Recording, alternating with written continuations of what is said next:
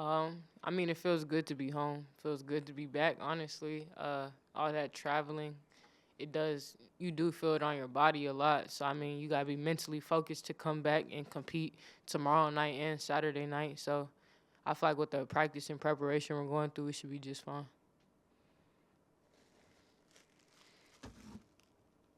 Yeah, I think he wanted you to talk. Oh, I was like, yeah, it was definitely a grind. 3 games in 3 days. It took a toll on our body, but we definitely found a way to push through. The way we were playing, we played with energy, and so we just got to come back and play with that same energy tomorrow. Even though we might be a little bruised up and tired, it still feels good to play on our home floor. I don't know that I've seen you go over and a half. How did you kind of? Thought he was going Sorry. to talk about me. How were you able to respond like much better second half in that last game? Honestly, I mean, I feel like I just got to get out my head a lot in situations. Like when I did see that I was 0 for 7, I was like, nah, like this ain't me. So I mean, I knew I had to turn it up, and I knew I couldn't finish a game like that. And also, my parents were in the stands, so I heard them the whole time. So I just knew I had to turn it up eventually. I knew I wasn't gonna go 0 for 7 that whole game though.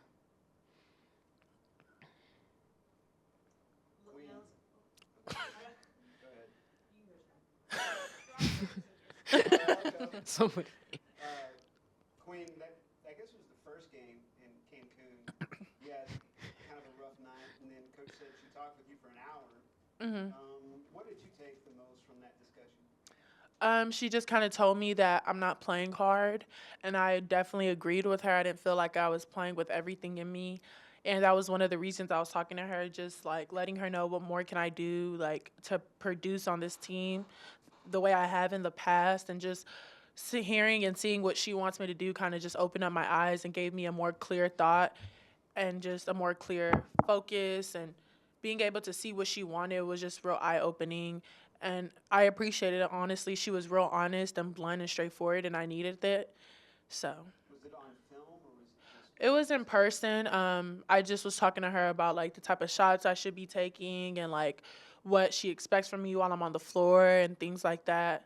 So it's just more so clarifying what she expects from me. Does it start or should it start for you on the defensive end? Oh yeah, for sure. She said she feels like I haven't been engaged defensively. That was one of the topics. And I kind of disagree with that a little bit, but I definitely could see where she was coming from a coach's standpoint, going back and watching film and seeing how I wasn't engaged in certain points throughout certain games, and how it definitely could have been looked at and viewed that way from the outside looking in. Melissa, obviously a couple games have, you guys have played a couple games since that Maryland matchup that like came down to the wire. Where have you seen your team grow the most from that loss against Maryland after the last few games? I feel like we've grown a lot. We knew how to play with each other. I feel like we're finally starting to gel and realize the potential that we do have as a team. I mean, we're growing every single week that we're playing. Like our defense is getting better. The offense is getting better. Like passing into the post is being more efficient. Our guards are shooting the ball better. Like I just feel like we're improving a lot more. So when you do take losses, you do have to look at it as a lesson and like learn from all those mistakes that we did have. That's why we watch a lot of film.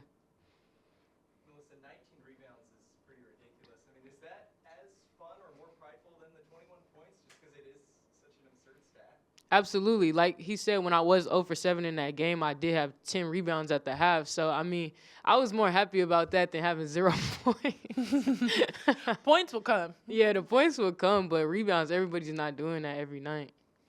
Yeah, you did have 3 points. Oh, 3 points. Thank you. 6 Thank points. you. You could have kept that one in the wraps. You also lead the country in total rebounds. How much of an emphasis was that coming into the season for you, or has it just come?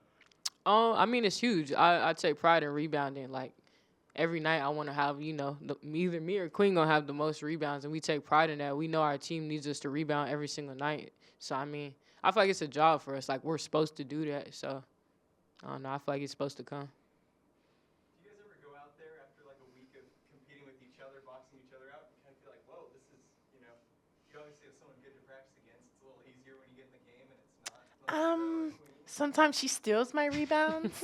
So I have to talk to her a little bit about that. We don't even practice against each other no more. We got No, but- 9 players. But yeah, it definitely is easier to rebound against other girls when you're used to rebounding against each other and against guys in practice. So They're in the OVC.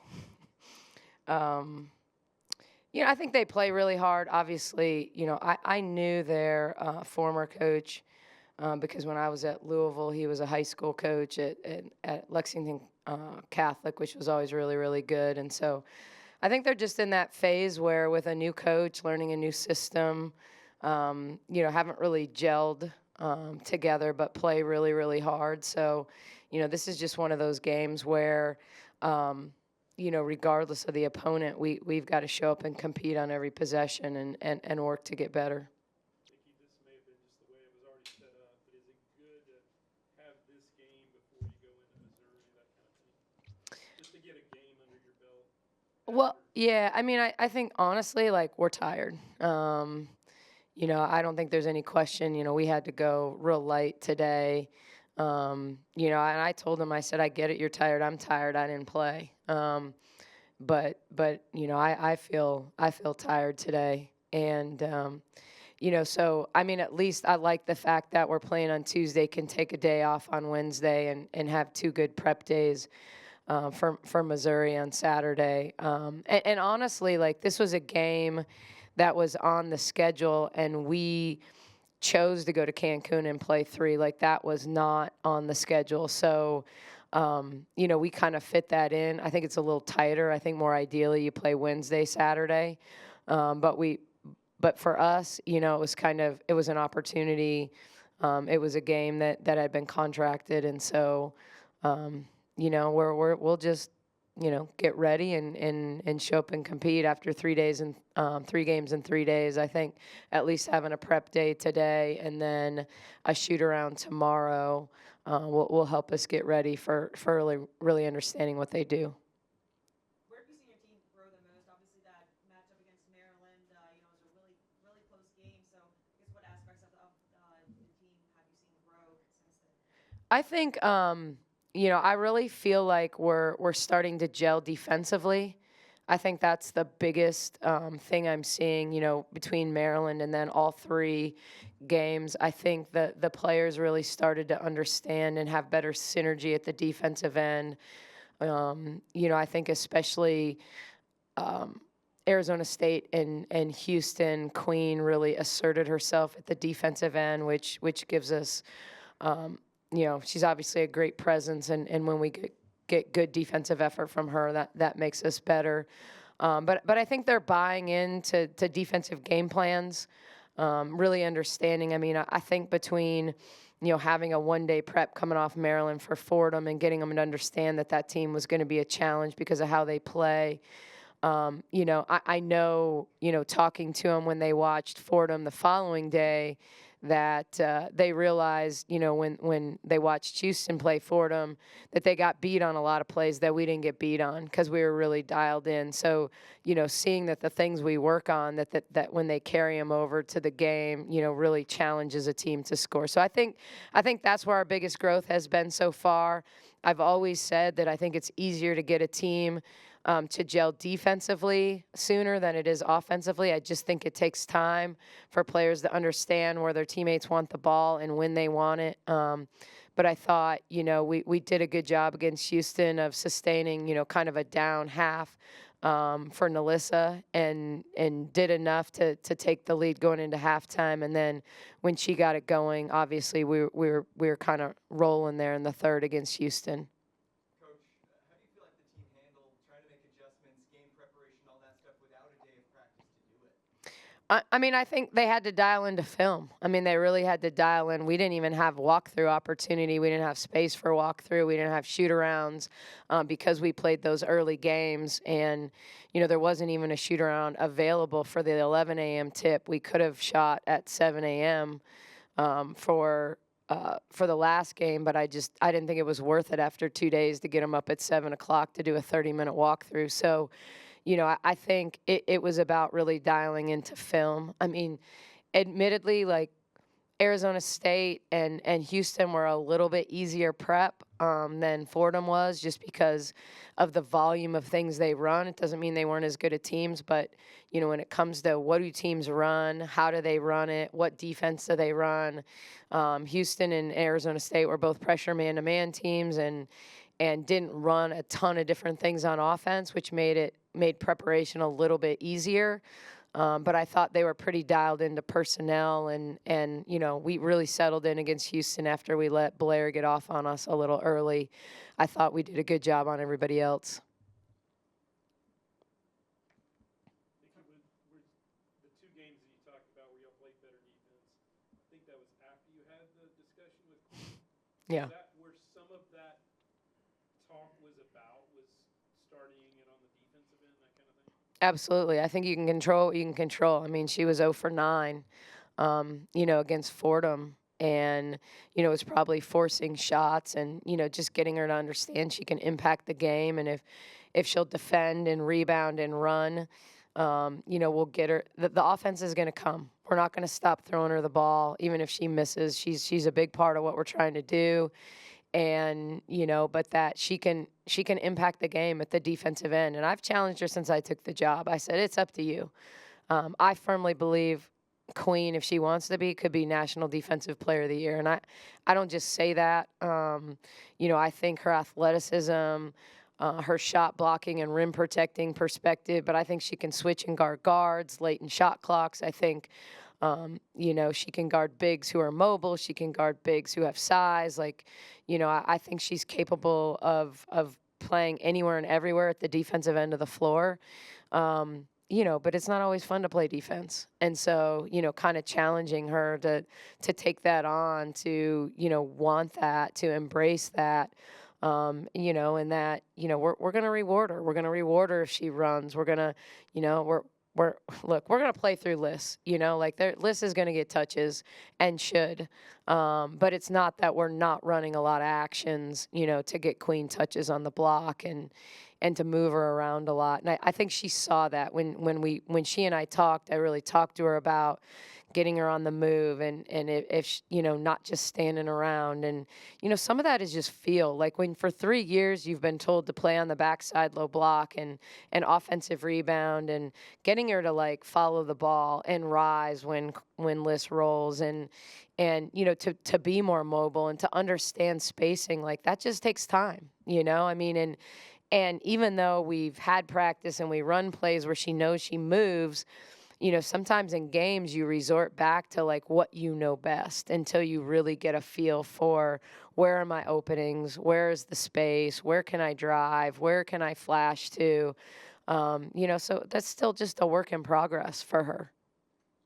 When you said the defense gels quicker, in the run-up to the season, was it kind of down the line, defense, offense, or did you lean more one way?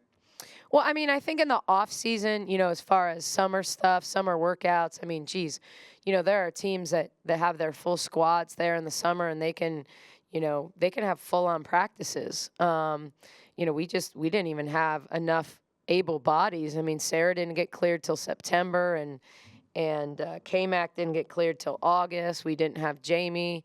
We didn't have Kendra. Then Kendra had knee surgery. So we were just super focused on player development, and in the midst of player development, how they're going to get shots in the offense. So I think from the general perspective, almost everything we did was offensively driven until we got to having enough bodies to be able to play 4-on-4 and to be able to do some things defensively. And so, I think I've said it before, I really felt like the fact that Baylor had such a defensive foundation. Everyone who's watched Baylor over the years know they really guard people. So I thought I probably assumed that we might be further along on that side of the ball, and then, kind of watching a week of practice, realizing, hey, no, our defensive philosophy is slightly different. Our terminology is different. We're not going to help off ball side shooters. There are certain things that, I watched a lot of tape on Baylor last year, and there are certain things fundamentally that I don't necessarily agree with in terms of what my philosophy is, not that it's wrong, but so getting them to understand we're not going to help off ball side shooters unless it's someone that isn't a shooter, then therefore you're not really helping off a ball side shooter. You're helping off simply a ball side person. But little things like that, really getting them to understand how we're going to rotate from the backside and our V-back terminology of helping the helper and, things like that. And I think over time our rotations have gotten a lot better. Our talking in screens, like when I first got here and asked them, like, what's your ball screen philosophy? Like, what did you guys say? Just trying, like, sometimes there are simple things I can do to make it easy, the transition easier for them.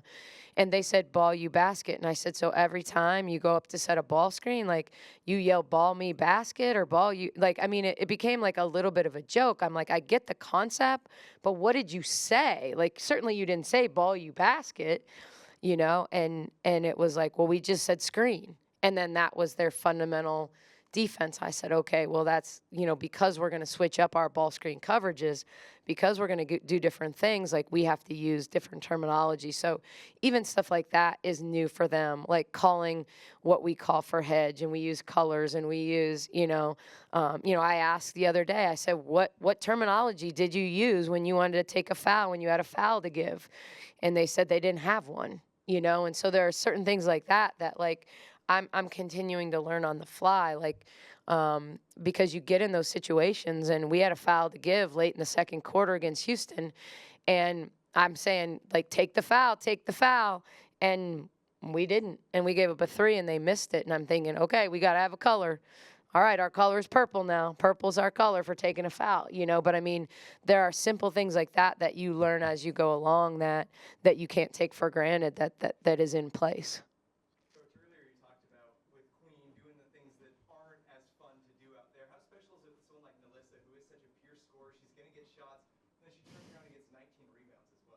Yeah, and that was a tough one for me because she asked me for one more possession, and I thought, no, you need to get out before you get hurt. Because I had to put her back out there just because Caitlin had played extended minutes, and I needed to sub, and there was nowhere else to go. Like, I didn't have any more bench to go to. So when I put her back in, she was trying to get. I think Coach Cummings had challenged her to get 20 rebounds, and I think once.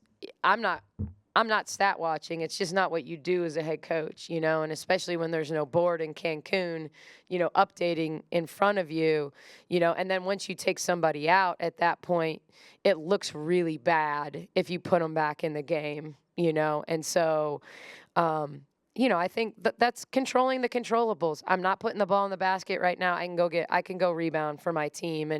And she got herself going. Like, yeah, she made a basket. She got a nice 3-point play early in the third quarter to get her going. But then when you dominate the offensive boards, like, that's opportunity to kind of get yourself going. And then, when you have the luxury of having the lead and being able to, in a timeout, call a flare screen action to get her a 3 late. That's like, those are moments I love. Like, when I can just dial something up in a timeout to get her a shot. She had airballed a 3 against Fordham.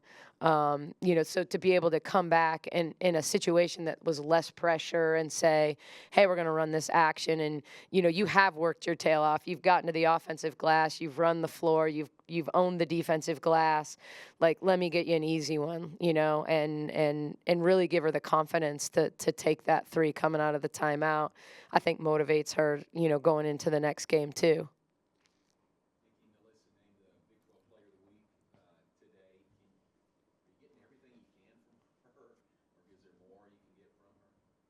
I thought she turned it up defensively. So I think that, honestly, like, I haven't even told her this, but, we had multiple WNBA coaches at the Maryland game. And, talking to them afterwards, the message was consistent. Like, man, we love her. Like, if she plays as hard at the defensive end as she does at the offensive end, like, that can be, that's the difference. That can be the difference for her.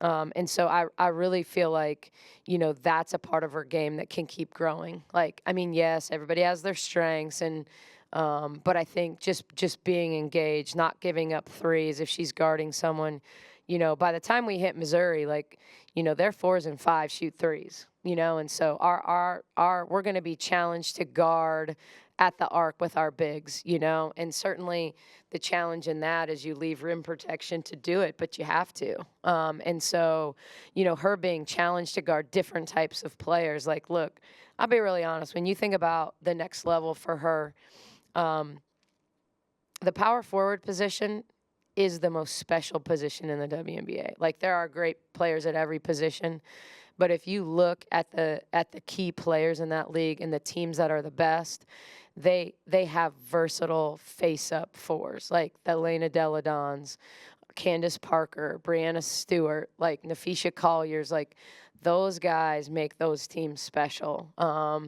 And so you're going to be challenged at that level to guard every single night, and so challenging her to prove that, like, hey, I can go guard an Elena Deladon. And look, I'm going to be real honest, no one can guard Deladon. I mean, it's kind of one of those things where sometimes when you'd be scouting or you'd be talking about free agency and you'd say, okay, someone might say, well, what can, when Jazz Walker was coming out of Alabama last year, the question was, okay, she can really shoot it, but can she guard Deladon? Shoot, no one can guard Deladon. Like, the best defenders in the league can't guard Deladon. So, but it's like, can you challenge her? Can you make shots tough? Can you get around screens? Can you guard her on the low block? Like, that position's such a versatile position. So Nalissa's growth in terms of her position versatility at the 4, her ability to take care of the basketball, to get into dribble handoffs and really make good decisions, to attack when she should attack, to take the 15-foot pull-up because she's good at it when it's there,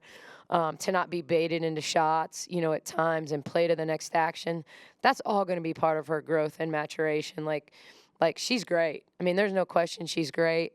And I think rebounding and defense are keys, but, there's still a lot of room for her to grow to get to where I know she absolutely wants to be.